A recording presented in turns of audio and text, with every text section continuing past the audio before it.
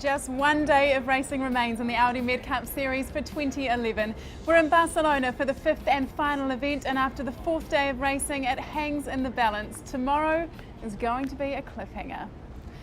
Well, joining us for the post-race breakdown this evening is Andy Robertson, our resident commentator, and Antonio Perez from Iberdrola. Congratulations, first of all, Antonio. You won the overall series today with Iberdrola, but it's your first regatta with them. How exciting was it to be on board with the team today?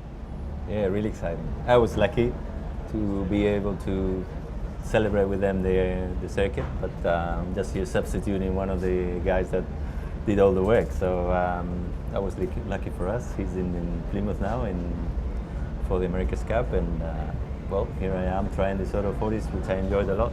Yeah, you like the boats? Yes, I do. I love monotype or equal boats. So I think this is just great.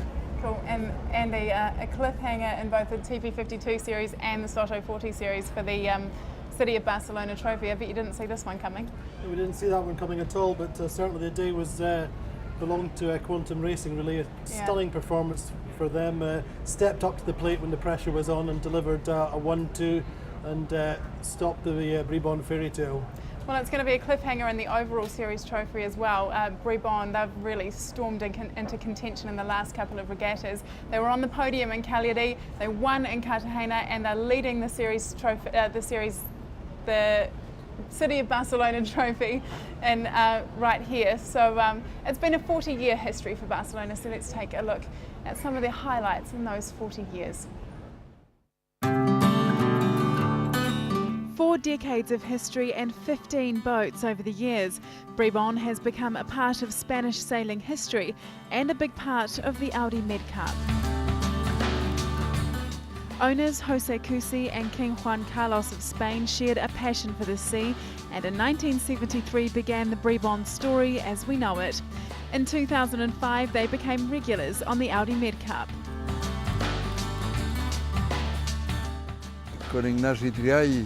When Ignasi Triay and I decided to build a boat, we spoke with the king, and he was a key person in getting new boats to the TP class. I think it was the largest regatta in the Mediterranean Sea. For Jose Cusi, there's been some fond memories. Sport is a hobby for him, but Bribon is his passion. Sailing with the king has given the crew such a team spirit because he has done so much for the sailing world. There have been some incredibly emotional moments, especially when the king steered Bribon to win in the first Copa del Rey. The racing at the end of the week will be incredibly tight and emotional. To be champions in Barcelona would be the perfect end to Bribon's illustrious career. Yes, so we say goodbye to Bribon tomorrow, and Antonio, you've sailed on Bribon, so this must be a bit emotional for you as well. Yeah, Bribon has been always, one of the best boats, or the best boat in Spain, and has produced great sailors, and a lot of people have gone through these boats and these crews, and I was lucky to do only a few races with them, but it was great, and also did a little bit of work for building some of their boats. So I think they're a great team, and it's really sad that they're going to be disappearing. But all the people around Bribon, I think they're going to be hanging on, and we will see them around for a few years. Yeah, of course. Yeah, and just tell us a little bit about Jose Cusi and about the history he's had with Bribon. There's, I think, a history going back 38, 40 years, something like that. Yeah. And obviously King of Spain, close friend, and it's really an iconic team that's known around the world. They really put Spanish sailing on the map for many, many years. Well, another team that put the Spanish sailing on the map today was Iberdrola. They won the overall series in the Auto 40 class. Let's take a look at the highlights from racing today. We had 3 windward-leeward races. We're taking a look at the finish of race 1 at the moment.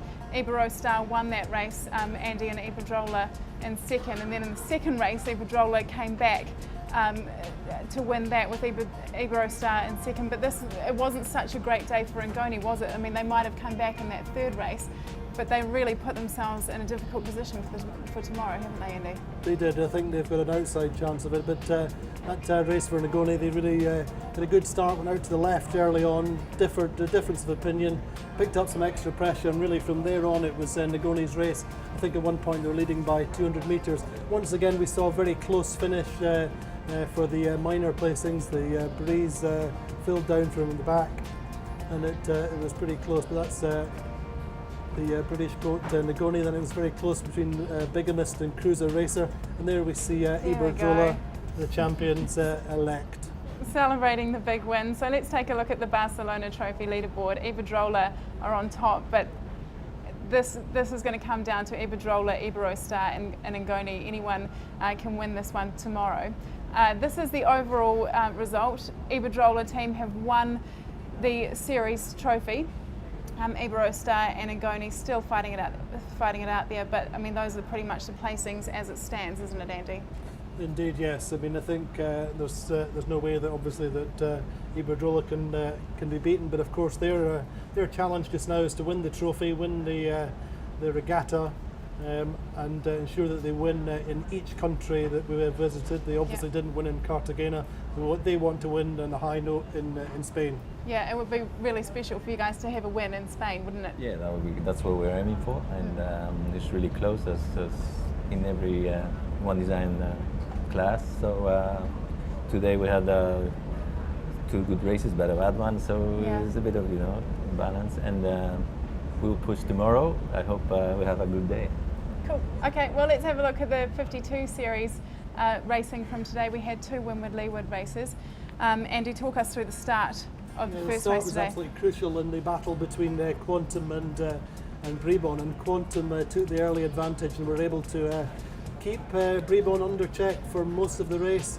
The top of the first beat, they ushered them right past the ley line, and that was really the key move of the day as far as the battle for the overall championship really was concerned. What happened here with Quantum hunting down All for One and then on the line there in that first race? No, I think I'm not sure really. Okay, well let's take a look at the second.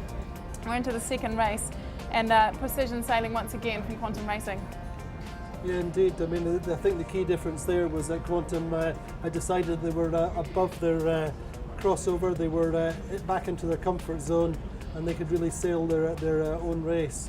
As we see as they come off the line, they are close with Bribon, but they split from them, and this was really Ran's race. In fact, they started off the pin end and went out to the left. There we see them leading round the windward mark, overlapped with Azura. Bribon was having a tough time, Andy. They were in second at one point, but ended up 6th. What was the story there? Yeah, Bribon just, I think, didn't quite have the speed. They were out to the right early on, and it was the pressure that came in from the left, as I say, for Ran in particular. Yeah. And you can see Bribon just coming through. So Quantum finishing with a first and a second. This is really going to put the pressure on Ran and Bribon tomorrow, isn't it? Yeah, for sure. I mean, I think in some ways the pressure's off for Ran, because Ran really come into this regatta on a string of wins. They won the Fastnet, they won the Mini Maxi Worlds, and this would be the icing on the cake for them.